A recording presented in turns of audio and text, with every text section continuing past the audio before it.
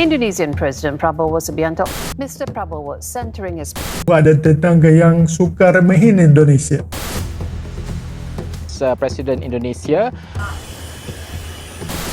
Pak Prabowo sendiri. Kehadiran Bapak Prabowo 1,000 friends too few for us. We talk about economy.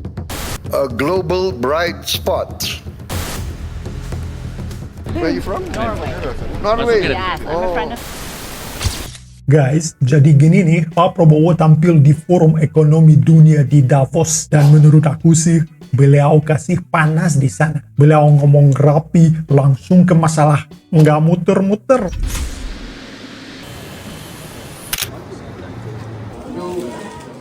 Welcome, Mr. President. Indonesia chooses peace over chaos. Dan jelas dong, pidato macam gitu nggak mungkin luput dari perhatian media asing. Soalnya yang bikin media asing kaget, itu bukan retorika, itu data dan eksekusi. Mr. Prabowo centering his policies on developing Indonesia's human capital and says he's making it his life's mission to cut poverty in his country. Dan guys, tahun ini tetangga tuh kok nggak terlalu kelihatan di sana. Jadi malah media mereka pula yang ramai ngomongin Pak Prabowo. Presiden Indonesia Prabowo Subianto akan menyampaikan ucap tamunya di World Economic Forum. Ucapan khas Presiden Indonesia Pak Prabowo sendiri yang Jadi hari ini guys, kita nonton pidato Pak Prabowo di Davos, di Swiss. Dan seperti biasa aku bakal ngomentarin semuanya. Siap? Let's go! Ladies and gentlemen, we gather here in Davos at a time of great uncertainty, a time when wars continue to break out, a time when trust between nations, between institutions, between peoples is fragile. Guys, hampir lupa nih, ada satu hal penting yang perlu diperhatiin. Sama seperti pidatonya yang ikonik di PBB tahun lalu. Perhatiin cara Pak Prabowo nyampein pikirannya. Dia nggak nyerang, dia nggak ngerendahin siapapun. Tapi juga nggak muter-muter. Ya, atau ngomong kosong. Semua tepat sasaran ya, semua jelas, ada bobotnya juga. Dan menurut aku sih guys, ini bukan kebetulan. Ini hasil dari pengalaman panjang. Dari kematangan sebagai pembicara publik. Dan sejujurnya guys, nggak semua orang bisa kayak gitu. Oke, kita lanjut. The IMF recently described Indonesia as, I quote, a global bright spot with strong economic growth amid a challenging external environment. While the world had faced tightening financial conditions, trade tensions, and political uncertainty, Indonesia continues to grow. Indonesia's economy grew by more than 5% every year over the last decade. And I'm confident that this year, our growth will be higher. Our inflation remains at around 2%. Our government deficit is now kept below 3% of our GDP. Iya, IMF bilang Indonesia itu titik terang global. Banyak negara keteterang sekarang guys. Tapi Indonesia masih konsisten tumbuh di atas 5% ya. Inflasi rendah, defisit terkendali. Ini penting, penting banget guys. Soalnya sering tuh ada tetangga yang suka remehin Indonesia. Ya, padahal data internasional yang ngomong. Dan data itu bukan pencitraan guys. Udah fakta tuh. Presiden Prabowo Subianto. We talk about economy. He said that he will make sure the certainty of law in Indonesia. And that's very important for business. Peace and stability in Indonesia over the years did not happen by chance. Peace and stability in my country did not happen by luck. It happened because we, Indonesia, have and will always continue to choose unity over fragmentation, friendship and collaboration over confrontation, and always friendship over enmity.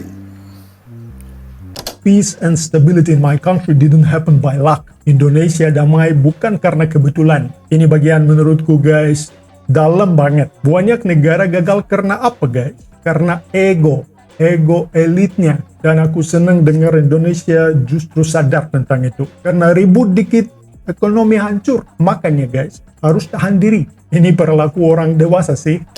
Our credibility, hard-earned over many years, has been protected. Credibility once lost is very expensive to regain. Indonesia in our history has never once defaulted on our payments of our debt. Not once. Succeeding regimes always pay the debts of the preceding regime. Successive presidents will always honor the debts of the previous administration. Ya, sejak dulu siapapun presidennya, utang negara selalu dibayar. Ya, itu fakta. Kredibilitas dijaga pelintas rezim. Banyak negara ganti pemimpin dan utang dilempar. Dan seluruh dunia tahu kredibilitas itu mahal. Sekali rusak, susah balik. Beliau menyampaikan, memaparkan arah kebijakan ekonomi Indonesia, hal-hal yang sudah dilakukan oleh pemerintah selama kurang lebih 15 bulan. Last year, for instance, we renovated 16,140 schools.